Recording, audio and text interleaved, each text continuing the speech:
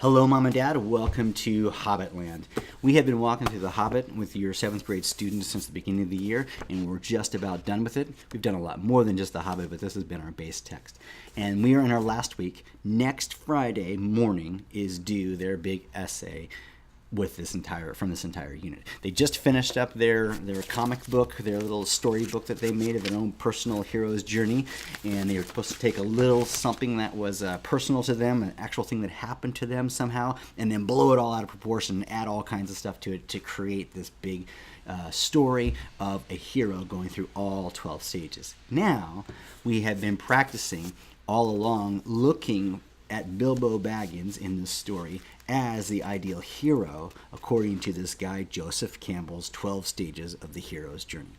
And he really does go through these perfectly in this book. So we've been going through and seeing those, writing those down, and we've been filling our IMB with all kinds of practice about it. And if you look on pages 6, 7, 8, and 9, kind of look like this with these ray beams coming out. These are really important pages that the kids have been working on since the beginning. They should be chock full of examples, chock full of page numbers and all kinds of things that they have found as they've been reading along in the book.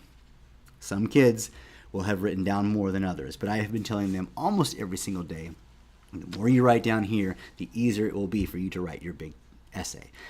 If they don't have it now, they're going to have to go back through the book and find all their examples. They'll learn at some point, won't they? Anyway, they are writing a big essay. In fact, let's look at it here. This is Schoology for you, and this is our class, the 7th grade class, and this is how I've broken it down. This folder here contains everything with the Hobbit in it, and we're on our last unit here. And by the way, this is a folder with lots and lots of documents that I give to kids. And you can see those. If they're missing one, it might be there. Anyway, as we go down all the way to the very end, we've got this final essay, Bilbo as the Model Hero's Journey. And looking at that page, we went over this yesterday in class, all the way through this whole document and more, explaining my expectations for this essay. So they should really, really know. They asked lots of questions, and they began to work on their thesis statement and started to get together their first 3 or 4 stages. Some are further than others. But anyway, told them, make sure you get this prompt dead on. You got to do it completely and directly. And I walk through all these things, clarifying what I want out of their essay. It's nothing new for them. It's just kind of keep pushing them and pushing them, but I'm really requiring a lot for this. You'll see here's the documents down here, and there's even pictures that we went over in class with regards to outlining. It may not make too much sense to you, but we went over it with them, and it would make more sense to them. You can always ask them, hey, what's this? And kind of engage them on that more. And when they teach you, then they will learn even more.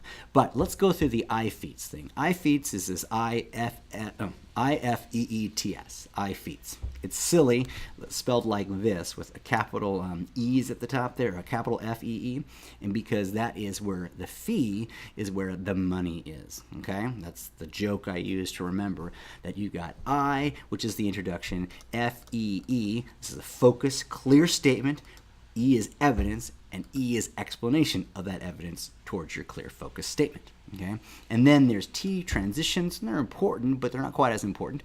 And then there's the summary. So the I, T, and S on the other ends, those are lowercase because as important as they are, and they have to be there, they're really not as important as the fee that's in the middle. That's where the money is.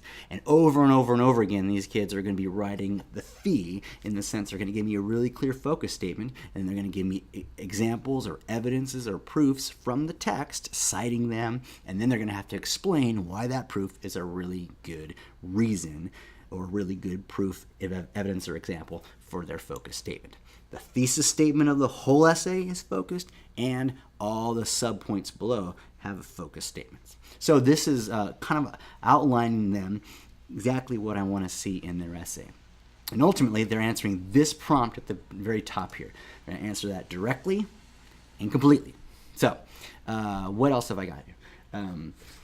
You can help your little one by just keeping them on task. There are a couple of due dates that I want to draw your attention to right here. They're also in Schoology and should pop up in their Schoology account.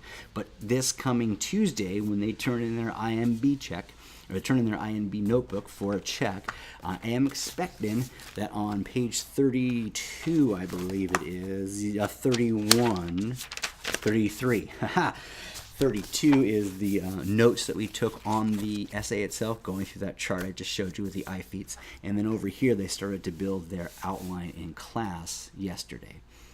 This, along with the notes they took on this, and a couple other pages, will be part of their IMB turn-in, check-in on Tuesday, this coming Tuesday. This gets them along their way in writing their big essay, because you get a good outline, you can write a good essay.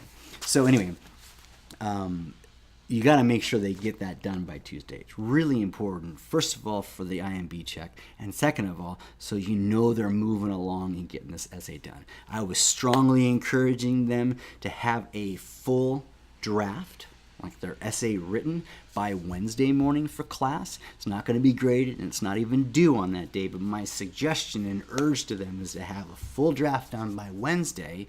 That way they have Wednesday in class and Thursday in class to be making revisions. I can interact with them on it. Other students can interact with them on it. They could sit there and work through something and come up and ask questions and things like that. And so they've got this weekend, and they've got Monday night.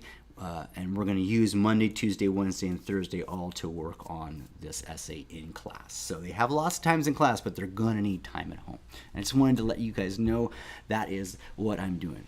One piece of warning. This is the end of the unit, Unit 1, on the Hobbit, and they're allowed to turn in past IMB assignments that they forgot, or they didn't do, or they were incomplete, or they didn't get credit for, and I've noted all that for them in Schoology. They can turn that stuff into me, say, hey, Mr. Colligan, I went back and did page 17. Can I get credit for it? And I can give them credit. But come this Tuesday, that's the cutoff day. No more retroactive points given for Unit 1 INB stuff. So get all of it in, make sure this one's a good one, and we'll be good to go. Feel free to call me or email me, ask questions about this essay, because I want them all to do really well. And on Friday, if everyone gets their thing turned in by Friday morning, we have a Hobbit party. We watch the movie. My wife's baking a cake. It's going to be a good time. Thanks for being great parents.